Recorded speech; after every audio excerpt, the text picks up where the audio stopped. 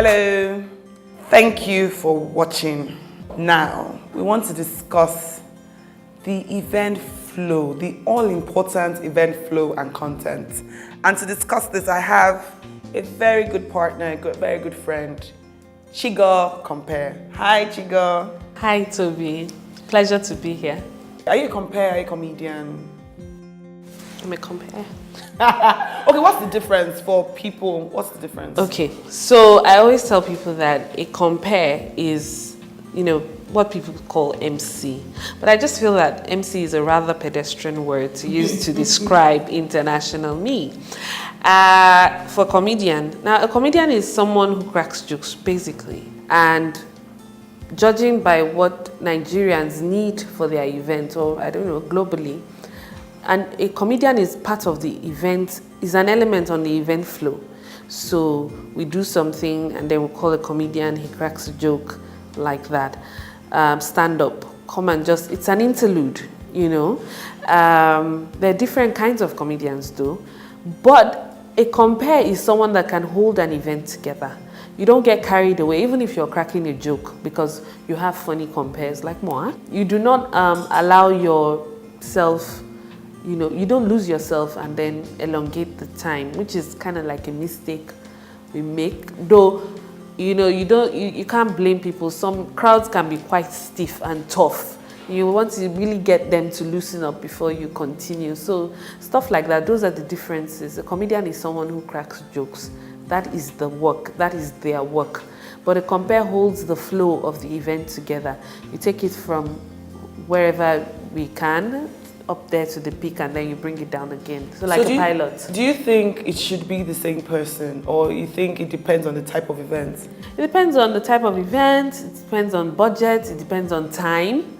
If you have time, money, and the event is something that needs a lot of content, and maybe you need to break interludes. Like for instance, I'm doing an award ceremony this weekend. The award that's at 35 categories, so we really need interludes. So yeah, they can have like 4 different comedians if they want, but I'll be the compere to call them. So for instance, the event you're talking about, what's your role? Are you part of the are you managing content in terms of, are you giving suggestions on how the event should go, or yours is just to get the brief from the event person? Why I'm asking these questions is because you have clients that source their compares before they get the event planners.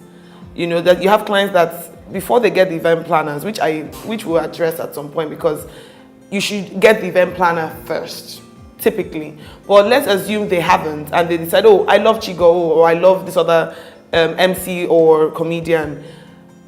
What role do you play in terms of content of the event and the flow of the event?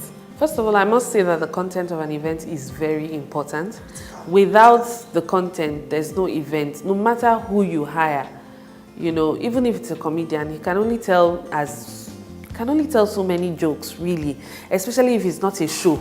They didn't come for a comedy show. They came for someone's birthday or a wedding or something. So you can't just stay and just be cracking jokes. So we actually need a flow. We actually need content.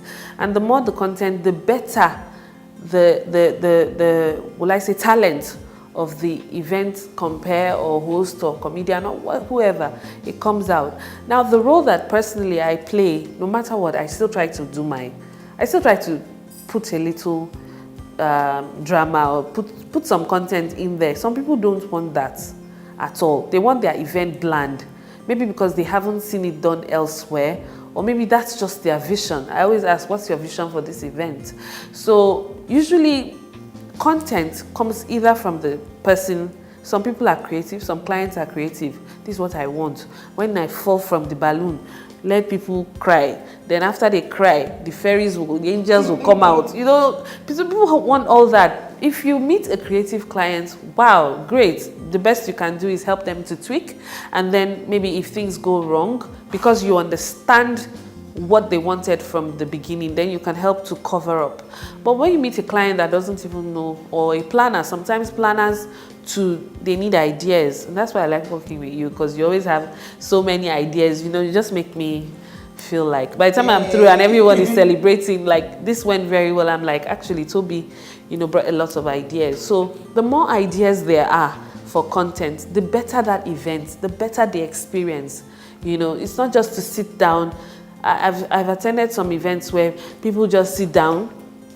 The planner or the owner of the event just felt that once I provide drinks and I put decor there and there's food, all will be well. But it's not so. Even if you have maybe a music artist or something, you still need some content. You still need, if it's games, you still need to engage the audience. People. You've gathered these people, you need to engage them. Regarding gender, do you think there's a particular type of event best suited for a female compare or a male compare? Do you think it matters from your experience? I wouldn't say gender is the issue. I'd say the person's personality. Does this person fit what I want to do? I don't think gender is an issue.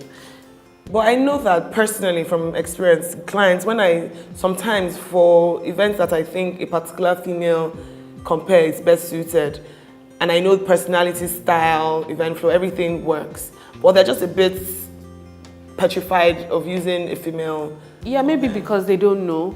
Female compare brands are few. We are still scarce. There's so much. So maybe they are not used to it. That's why. If they've seen it done elsewhere and it's done brilliantly, they'd be more open to it. But most people, this for many years has been a largely male-dominated sector for events. So I'm sure if they've seen it done, they'd be more open, basically. So what's the best way you think for clients to find their compares? Yes, from the planners, obviously, we usually recommend, and sometimes we show videos if we have. But apart from those two ways, how else do you think a client should find? I think they should just ask questions, rely on the planner. I mean, if a planner recommends someone, then you should trust. Though I find that our society is very celebrity driven. So because someone is a fantastic actress or actor, they say, oh, I want a popular face. It doesn't mean that because somebody is a popular face, then automatically that person should host your event. You can pair, if you want a celebrity, host, you can pair someone that knows exactly what they're doing with the celebrity. It's fine. So cover for each other. So you have that glamour and then you actually have the professional. That way, at the end of the day, your event doesn't fall flat. I agree. I completely agree with that recommendation. Thank you, Chigo, for coming on board. Thank you for celebrating our 5 years with us. Thank you for watching. Remember to drop your comments down here. Subscribe to our channel. Follow us on Facebook and Instagram. And let's continue this conversation. Tell us your thoughts. Remember that you should always do your research when you're engaging any vendor, an MC in particular. Get a good referral. Very important. Hear them talk. Be sure that they are appropriate for your type of event. Thank you, and remember to be awesome. Bye.